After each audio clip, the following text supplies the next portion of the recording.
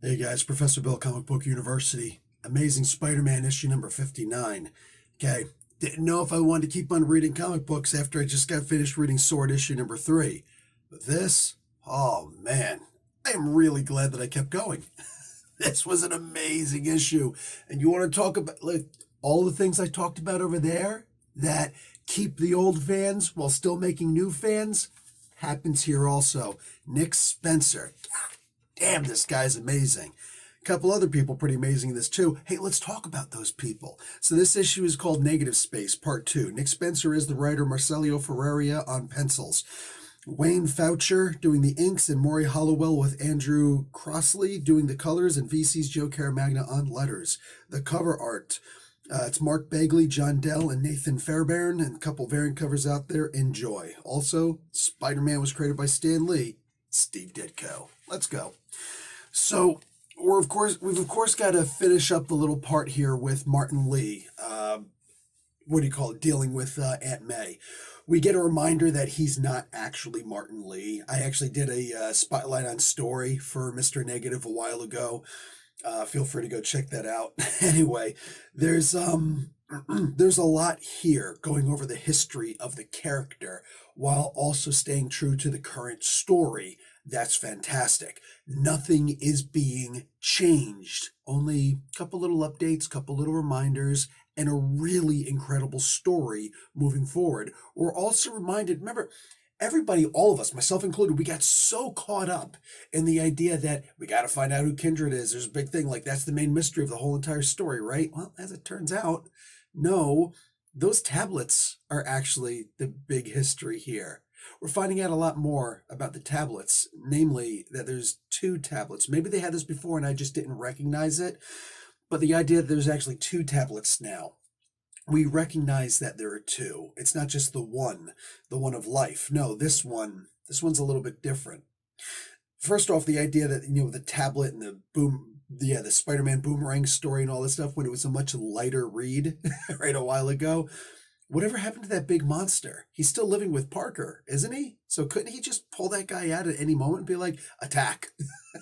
That could happen. That could happen. But on top of that, Kingpin shows up to arrest Martin Lee. When something special happens, he gets turned into Mr. Negative. So I was a little bit surprised at the way that this went, and also the threats and whatnot, the bullying, the innuendos of what's about to happen, what Kingpin is about to do to everybody if they don't comply. And Spider-Man just has to sit back and he has to deal with it because there's too much red tape to get through, and he's just a red and blue spider, you know? Dig on this, man. I dig on this freaking hard. So we get Martin Lee is being brought into the Kingpin's fold, and he's not the only one. When you get to that last page and you see, like, gonna have to get into a little bit of spoiler territory here, my peeps, because I'm gonna be going into history, I'm gonna be going into a lot of things, and it's all kind of related. When you get into that last page where Mariah Dillard shows up, Black Mariah, where Silvermane is there, Tombstone. I mean, you get a lot of people there at that table, and it's a veritable who's who of holy crap, we're all screwed. This is going to be a big turnaround for what Chip Zdarsky is currently doing in the comics with Daredevil also. So, gee, somebody's looking forward to this stuff, and I think that's all of us. I think we're all that somebody. The history of these tablets, now that I know that it's two tablets and I understand what they're doing, you realize this is the tablets of Mu, the lost city of Lemuria, which is, the lost continent of Lemuria. Before Atlantis sank, actually around the same time that Atlantis sank was when Lemuria sank. So, was it the first and second cataclysm? God, Marvel hasn't gone into this history in so long. Damn it, dude. Yeah, I think they both sank at around the same time.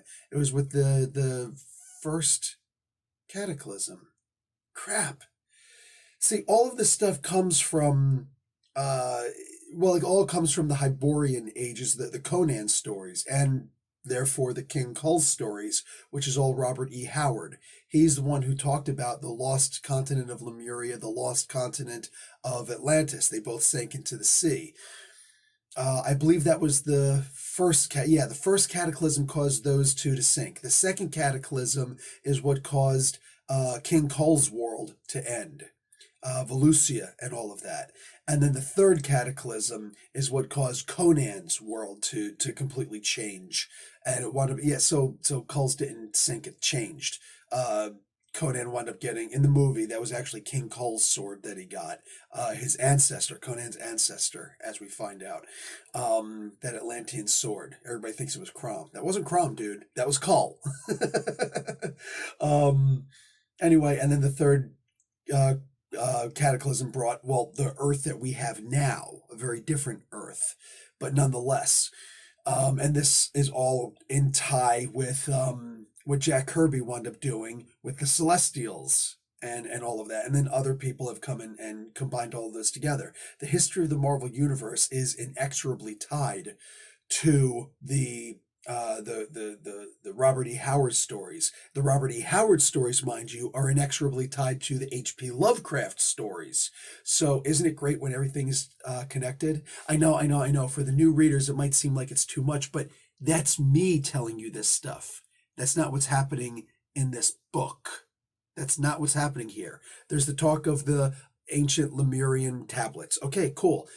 For those of us, if you don't know what that is, you don't need to right now. You'll slowly get some of that stuff. But for those of us who have read the Conan stories, the Kull stories, who've read them for Robert E. Howard stuff and for Roy Thomas's stuff back in the day in early Marvel, for those of us who have read the Doctor Strange books that talked about these things, for those of us who read the Submariner books who talked about and dove into depth on these things, like, we're the ones who could explain this stuff as it's coming.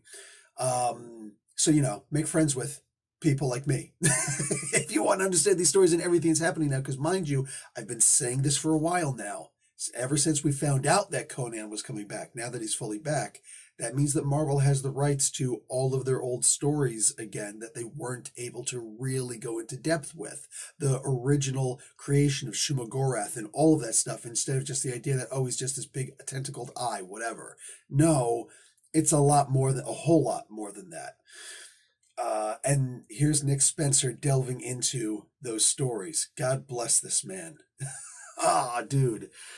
Like I said, this is stuff that will catch the new reader while at the same time telling the old reader, hey man, like, we're still here with you 100%.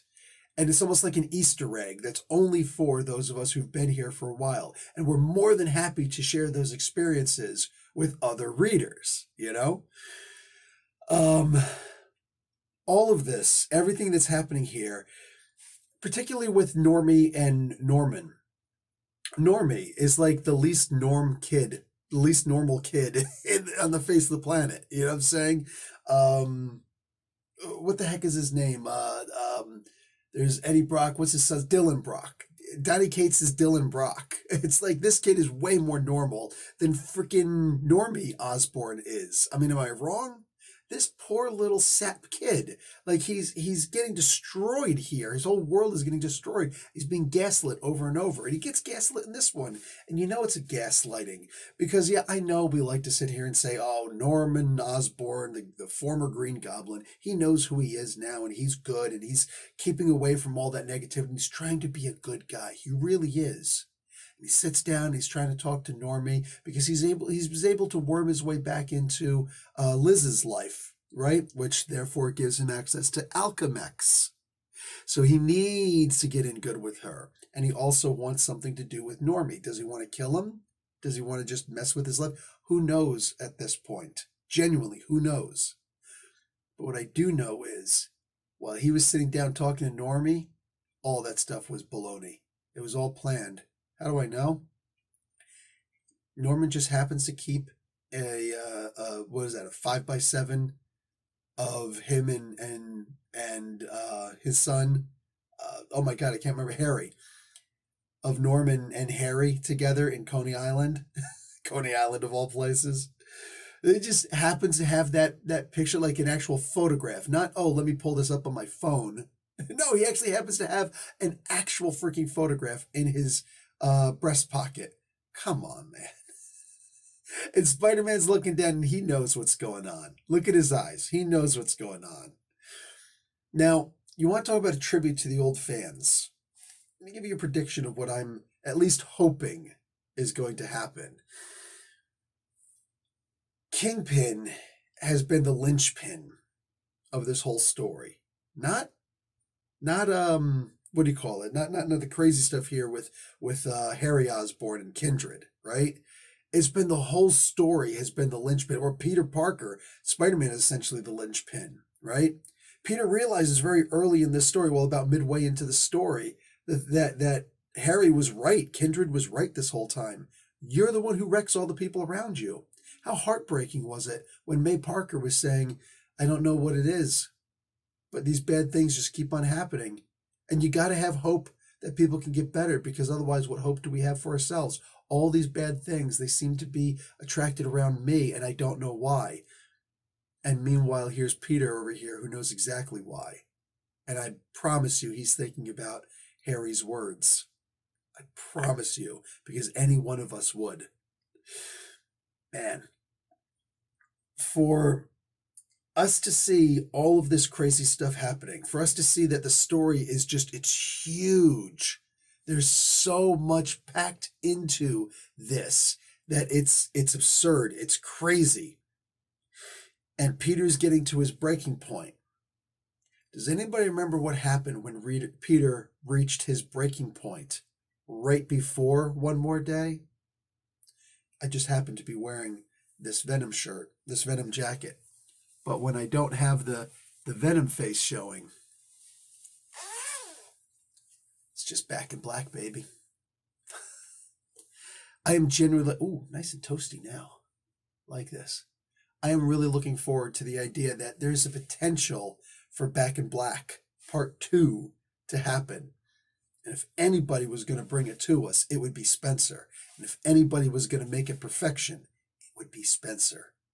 I look forward to the whole, you do realize that I could kill you right now. Watch you suffocate. Like, oh, I got goosebumps. Oh, this was toasty. Anyway, guys, this is an amazing comic book. Oh my God.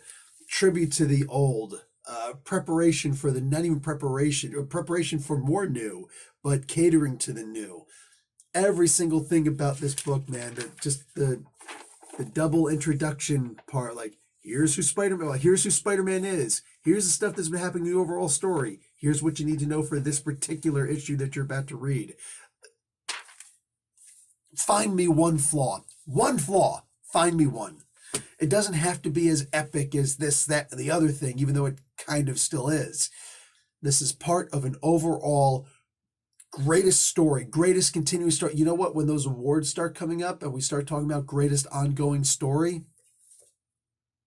I mean, for me to have been reading 59 issues of the main series and a whole bunch of offshoots and only have a problem with one issue, the entire series, the entire run, bro, best ongoing series, hands down. I don't want to hear about anything else. Maybe Immortal Hulk. Okay, fine. Let's have them both duke it out. Back in Black versus Immortal. Anyway, this is really incredible. Guys, just continuously, holy crap, Nick Spencer continues to be one of the absolute hands down best freaking writers out there. The art in this comic book is out of this world, as it usually is. I can't recall a single issue of this entire run that I haven't liked the art in. So again, the idea of just even being a guest artist, if that's, you know, what happens at some point, anybody in here, anybody who's associated with this book is always associated with the cream of the crop. And it's hard to deny that with how good this series has been. Guys, consider liking the video. Think about watching an ad. Actually do the two damn things. And I'll talk to all of you later. Professor Bell, Comic Book University. Class dismissed.